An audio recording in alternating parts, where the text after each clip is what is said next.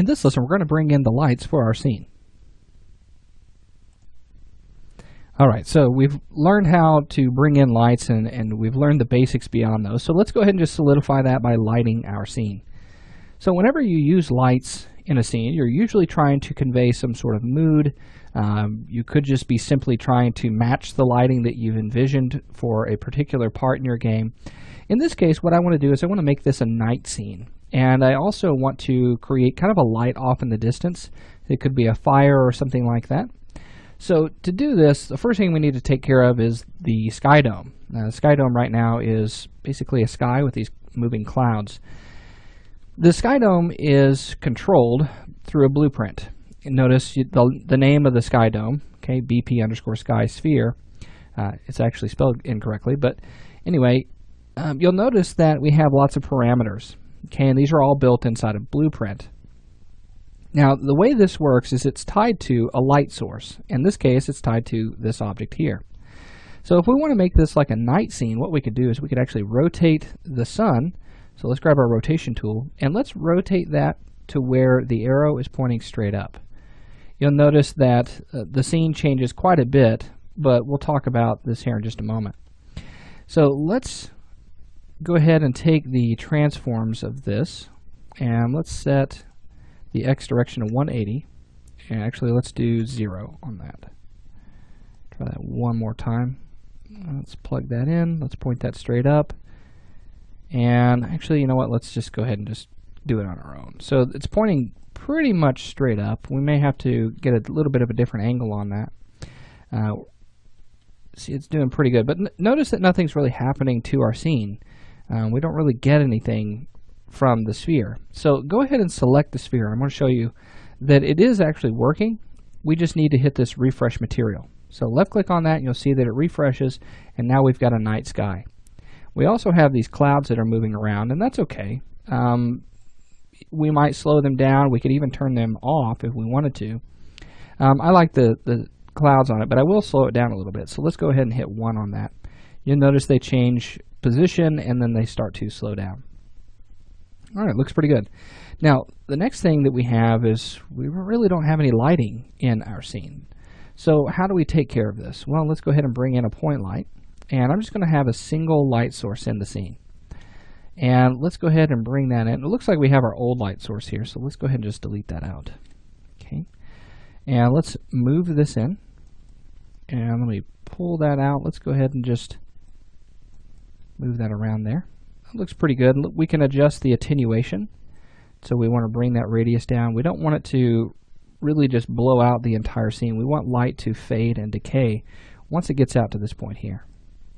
Now let's change that light color. And the color of our light, we're going to make that kind of an orange color. We don't want to make it like saturated orange or anything like that. It's still light. So it's going to have a little bit of whiteness to that. So something like this should be pretty good. Okay.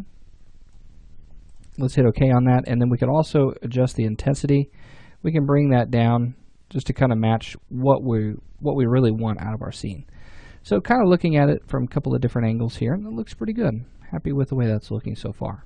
All right, now this is where lighting becomes a little bit tricky. Not necessarily tricky as in difficulty, but what we actually get out of our lighting. The preview does pretty well to give us what our scene is going to look like, but we'll never really know for certain what the final result will look like until we've built our lighting.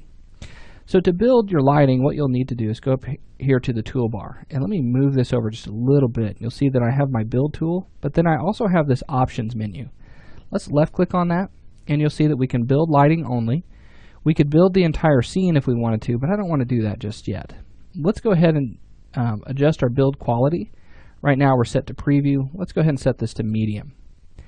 Then what we'll do, actually, you know what, we could actually take our lighting quality, we could take it to production if we wanted to, but that's going to take a little bit longer to do so. Let me just stick with medium for right now.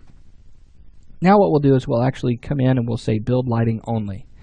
So left click on that, and you're going to notice that it's going to go through the process of baking out the lighting, pre-computing that, and getting that ready.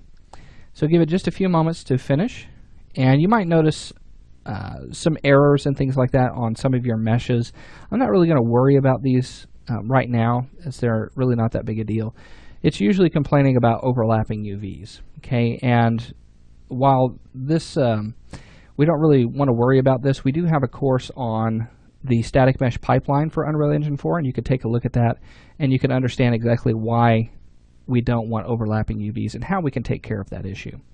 But seeing how this is just your first day, we're not really going to worry about it. Now notice here that we get a nice little preview here out of our scene. Now there are going to be a couple of issues. You can see these crates. See how the shadows are kind of, it kind of looks like a spotted cow, if you will. That's because of those overlapping UVs. Okay, so it's baking that light in to that object and pre-computing that. Now if we don't want that at all, we don't necessarily have to build our lighting. We can actually change the type of light that this is. Instead of it being a stationary light, we can actually make it a movable, and then we no longer have to worry about that, because this light cannot be baked in. However, remember, that does make it more expensive. Okay, so this is probably not the best scenario to use a movable light, but you can see exactly what that does. So I think that works pretty well. All right, so now that we have our scene ready with our lighting, let's go ahead and move in and let's talk about creating like a camera view that's going to kind of come in and focus in on one of the objects, just to kind of solidify those concepts. So we'll get started with that next.